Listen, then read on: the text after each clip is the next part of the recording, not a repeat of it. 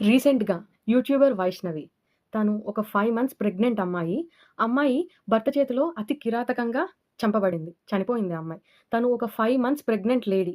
So, ఈ issue జరిగి చాలా రోజులే అయింది. 1 మంత్ అట్లా నాకు తెలిసి అయితుంటుంది. నేను వ్యూస్ కోసం ట్రెండ్ అవ్వాలన్న దాని కోసం చేసేదైతే అప్పుడే చేసేదాన్ని. సో, ఇప్పుడెందుకు చేస్తున్నానంటే, నాకు ఒక విషయం అయితే బాగా కొడుతుందనమాట. నాకు కూడా అమ్మాయికి తెలీదు. నేను ఆ ఇన్సిడెంట్ అయ్యాక యూట్యూబ్‌లో సెర్చ్ చేశాను. వైష్ణవి అని సెర్చ్ చేస్తే ఆ అమ్మాయి యూట్యూబ్ ఛానెల్ వచ్చిందనమాట. సో, అది చూస్తుండగా అందులో కొన్ని వీడియోస్ అయితే చూసాను. తను యాక్చువల్‌గా ఒక 5 మంత్స్ ముందే ప్రెగ్నెంట్ అయింది. దానికి వాళ్ళ హస్బెండ్ కూడా చాలా మంచిగా రెస్పాండ్ అయ్యి రియాక్ట్ అయ్యాడు. హ్మ్. హ్మ్. ఏమైనా తేడాగా ఉంటే అప్పుడే చెప్పొచ్చుగా ఇంకా.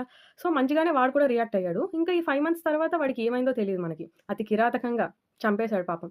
ఒక 5 మంత్స్ ప్రెగ్నెంట్ లేడీని. సో, ఈ వీడియోస్ ఇవన్నీ చూస్తుండగా నాకర్థమైందేంటంటే ఆ అమ్మాయికి ఇష్టం లేదు యాక్చువల్‌గా. ఆ అబ్బాయయితే వెంటపడ్డాడు. ఓకే. ప్రపోజ్ చేశాడు. బట్ ఆ అమ్మాయయితే నో చెప్పింది.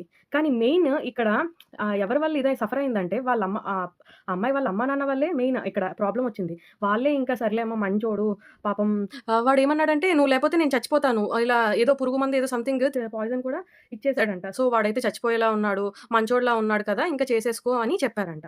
సో, ఇంకా ఆ పిల్ల ఓకే అని ఒప్పుకుంది. అసలు వాడి ప్రాణానికే విలువివ్వలేని వాడు, వాడి ప్రాణాన్నే లెక్క చేయకుండా ఇంకా ఆత్మహత్య చేసుకుంటానని బెదిరించి పెళ్లి చేసుకున్నవాడు ఫైనల్‌గా ఆ అమ్మాయిల ప్రాణాన్ని కూడా తీసేసాడనమాట. నాటకాలు జేశాడింకా. అసలు అలాంటి వాడికి తల్లిదండ్రులు ఇవ్వకూడదండి. ఆడపిల్ల జీవితాల్ని అట్లా నాశనం చేయకూడదు. అలా వాడి ప్రాణంకే వాడు వాల్యూ ఇవ్వనోడు, ఇంకా ఎదుటోడి ప్రాణానికి ఇంకేం వాల్యూ ఇస్తాడు? ఇంకా ఏం అమ్మాయిని చూసుకుంటాడని వాళ్ళ తల్లిదండ్రులేంటంటే అసలు అలాంటి సూసైడ్ చేసుకుంటాను, చచ్చిపోతానని చెప్పిన వాళ్ళకి అస్సలివ్వకూడదు. చచ్చిపోతే చచ్చిపోని వాడు పోనివ్వండి. వాడిని దగ్గరుండి మీరేం చంపనివ్వట్లేదు కదా! వాడు చచ్చిపోతే చచ్చిపోనివ్వండి. అలాంటి వాడికి ఇచ్చి పెళ్లి చేసి లాస్ట్‌కి ఫైనల్‌గా అమ్మాయి ప్రాణాలైతే తీసేసాడనమాట. ఇక్కడ జస్టిస్ అయితే అమ్మాయికి జరగలేదు. బట్ వాడినైతే అరెస్ట్ చేశారు.